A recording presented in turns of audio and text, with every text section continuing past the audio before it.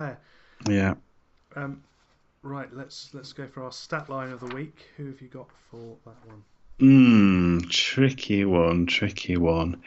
Um, in terms of pure stats, I mean, 252 meters is pretty good as an individual effort. I've got to go with Abdul. 4 tries, 3 clean breaks, 9 tackle busts. As you said, that's kind of a dominant performance in ultimately a surprising result.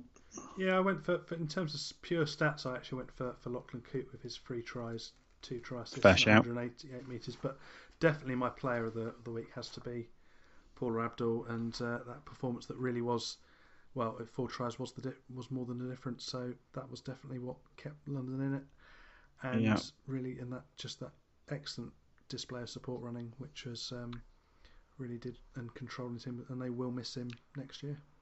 Very well. What do you have a particular highlight other than the ones we've talked about? I think it's either coming back to the Regan Grace right or that Aoaka tackle with the ball. That was ball in one arm, shoulder charge the other one, and just knocking players over for fun. That was fantastic. Yeah, I'm gonna go for Tompkins fall over the line, just for pure comedy value. In terms of the predictions, Super Brute and Fantasy League updates, Mark went 3 out of 6 last week. His team let him down, amongst others. I went 4 out of 6. That makes some contribution to the percentages, but I don't know what they are. Obviously, we'll be making more tips this week. In terms of Super Brew, I'm still top of the league because I'm Hey, just great at this. But Scoots is up to second, so it's a real co-host battle. That's absolutely intriguing. Who's going to lead that one? In terms of Yellow Cap, Old Faithful Michael won it this week. I guess it helped tipping Hull FC, which I'm guessing Scoots and Michael did. In terms of Fantasy League, Alan Bagley stays top, obviously. But in terms of the top weekly score, we've heard his name quite a lot already. It's Tom Andrews with 825, which doesn't seem possible, but I've seen the team and yeah, it seems legit. So well done, Tom. That's quite a score. there we go. But So that yeah. is everything wrapped up for round 15 of Super League.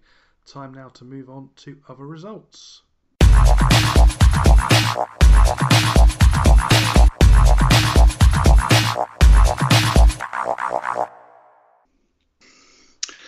So now on to other results from the around the world of rugby league this week, and it was the round 14 of the championship at the Summer Bash in Blackpool.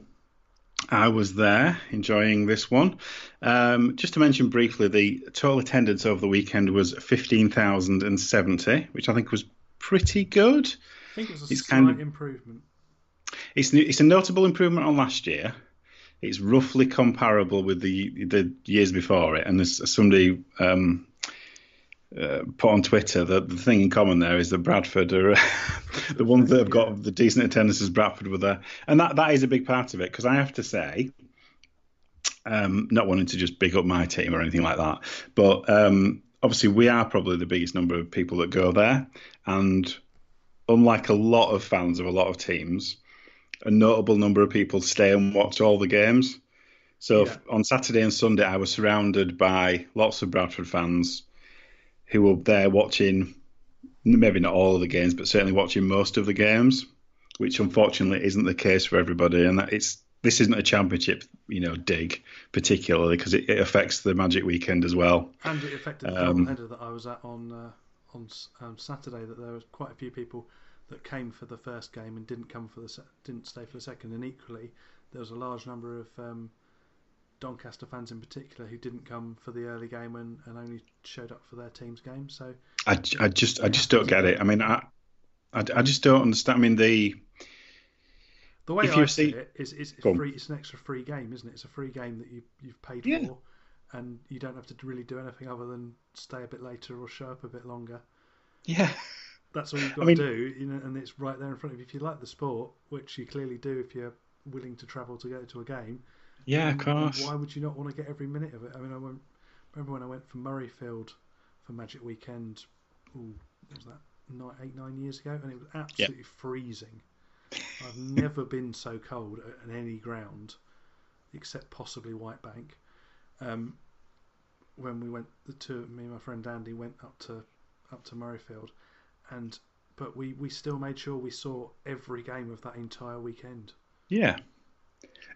For me, it's part of the thing. You pay. I mean, obviously, as I'm not a season ticket holder, so for the weekend ticket it is £40. And for me, if I'm paying £40, I want to see I want to see a decent number of games. I mean, I'll freely admit, because I had to get back on last night. I didn't stay for the last game, so I only watched the two games on Sunday. But I felt that I had value for my ticket.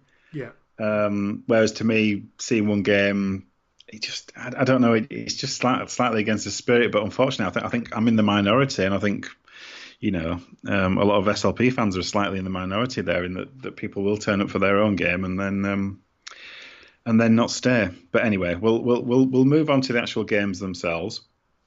In the first game of the weekend, and probably the biggest disappointment for me personally, I was expecting a bit better match. It finished Toronto 42, Toulouse 14, and some people got in touch on this one. Yep, starting with Paul O'Brien, POB 1976, who's definitely winning the fastest finger first in Yeah, he is, yeah. of being otherwise engaged in Barcelona this weekend. He said the game between the top two in the championship, and unfortunately couldn't produce a classic. Toronto just too good for Toulouse. Yeah. Tom Andrews again says, everyone's favourite team versus the most controversial team. Just a golfing class. Toulouse not allowed to play. Toronto clearly learnt from their mistakes a few weeks ago and were too fast and too skillful. How nice is that Toulouse kit, though? Yeah, I totally agree with that. And I have to say, I just have a little confession here. I think I have a bit of a man crush on Mark Kereler. I can fully endorse this. It's a combination of, this is the first time I've seen him in the flesh, and the guy, he's just a beautiful man. He's just a beautiful man. That's all I can say. And the guy can play. He didn't play particularly well in this game, I have to say, but yeah, the guy can play. So yeah, there you go, little confession. There you go. So on to Josh for his first of his two views. So he says, I know this is stating the obvious, but the game proves how ahead of all the other teams Toronto are. Toulouse are the closest to contend to Toronto, and they dominated them. Toronto were skillful and ended the majority of their sets well. Toulouse fitness made the end slow and not much chance of a fight back. And Josh also said that I still think most of the Toronto forwards are knobs. They pull hair and elbows in faces. Still some of Rowley's coached in skills there. I think there's also a bit of Brian Noble in there, because that's definitely something that is his influence I've seen on a few sides before, so that doesn't surprise me. Yeah, it was a slightly disappointing, and to be fair, the fact that it was 42-14 was only a result that Toulouse getting a couple of late scores to make it slightly respectable. But yeah, disappointing game overall. The one game that actually definitely wasn't a disappointment, and I really quite enjoyed this one. I thought there was an upset on the cards in this one. It finished Rochdale 30, Swinton 40. And I changed positions for this one and sat behind the sticks with the kind of behind all the Swinton fans, and they were in very good voice for this one. They were supporting their team very vociferously, even when they were losing in the first half. But they brought it back in the end. I think this was battle between the best kit of the weekend and the worst. Because Swinton's kit was an absolutely lovely traditional. They'd gone for long sleeves, a nice big white V on a plain blue design. It was nice and clever, but really traditional looking jersey. And then against Rochdale wearing Saurine. Clearly, I mean, an excellent kit, the sort that will become a collector's item in years to come, no doubt. Excellent branding, because it was very clearly Saurine colours, right down to the socks. Yeah, but yeah. It was just bizarre. I mean, I don't quite get especially with the Bash, less so with Magic where the teams are a bit more known, but with the Bash in particular, why you wouldn't go in as close to your home colour or your home colours. I know it's to try and flog an extra few shirts, but you'd almost be better just having your shirts on sale outside at a discount if you Yeah, really well, wanted to flog them. I have to say that there's an example in a game further down the line. I'll talk about that one in a minute. But yeah, I completely agree with you about traditional colours and all that. Anyway, we did have a fan view on this one, of course. Of course, And he it was did. from no one else but Tom Andrews, who said, only followed the score on this one as you could only watch Wigan against Catalan on my phone. Seemed a good comeback from Swinton, and you feel the drop is imminent for Rochdale. Not been a bad game this weekend so far. Yeah, well, it's quite interesting because this game was directly in competition with. So Sky were broadcasting it, we think, but it was directly in competition with another game being broadcast in Barcelona that everyone else was watching. So, yeah, part of our multiverse of games going on at the same time. Yeah, I mean, it's just one of those things. I think there was always going to be a game that was going to clash. Obviously, this game was supposed to be first up on the Saturday, but it got moved. And to be fair, it was both. I don't think the Swinton or the Rochdale fans particularly cared that they both. Well, when they were ahead, they were both enjoying it. And yeah, as I said, it was a competitive match, which you can't really say about the next one. Featherstone finally got the monkey off their back and won a match at the Bash at the fifth attempt. It was finished Featherstone 42, York 10, which is a bit of a surprise. Yeah, so Josh was in our first fan view of this one. Featherstone or Fev Rhinos or the Dane Chisholms. He was flawless. Get Ashton in the lead side. Be more in depth but not pay as much attention now after my 7th game of the day. Yeah. I know how you feel, Josh. Still have one to come. Yeah. Tom Andrews obviously says Fev Rhinos versus York Kingston Rovers. This one was all about the Dane Chisholm show. First try was an almost carbon copy of the one he scored against KR at the same venue. He could be in Superleague, this guy. Not sure what went on with him at Bradford. All a big shame. I like York and very much dislike Fev. Hopefully all their fans were well behaved this year. Well, they were okay. But yeah, Dane Chisholm appears to really love playing at the Bash. He had a bit of a heck of a performance when Bradford played KR a couple of years ago. And he was pretty much the same in this one, I have to say.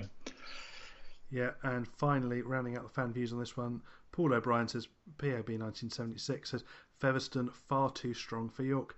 Yeah, it was a shame because this was the one that was kind of hyped up as being quite a close game. Two sides that have done well. York have got very good attack and have really thrown it around and done well throughout the season. So you're expecting a bit more from them. But there were some rumours going around on Twitter of James Ford being distracted by potential of a move elsewhere. So I don't know if that really played anything into it or it was just Featherstone were too strong for them on the day.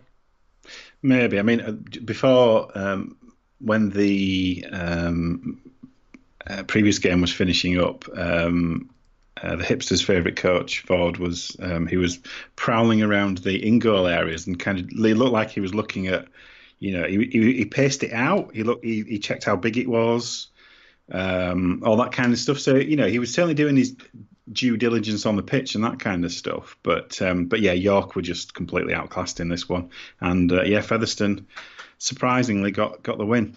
Final game on Saturday, obviously a personal disappointment. Although to be fair, I think I did call it slightly last week. It finished Bradford 14, Halifax 21. Yeah, and Tom Andrews got in touch on this one. Oh wow! Thanks, Tom. Yeah, yes, Scott Murrell, one of my all-time favourites. Yeah, I agree with that one. Not a pretty game by any means. Facts hard done to on a couple of big shouts. Bradford fans made good noise throughout. Now put your Belgian flags away till next year. Shout out to the ref as well. Very sure of his decisions. Touching needed a white stick rather than a flag though. Bloody hell, I'm off to bed. 13 down, 3 to go. Yeah. Will he complete or not? We'll find out soon. And Paul, second on this one, said, great game to finish day one of the Bash. Game could have gone either way until Halifax struck the drop goal. Yep. Scott Morrell seems to make a specialty of scuppering us, particularly at some of the bigger games. Yeah, a classic player for me, Morrell, that he could have made it at a higher level if he could be prepared to be fit enough to do so. But he obviously doesn't want to, and that's totally fine. That's fair. Yeah, I caught the last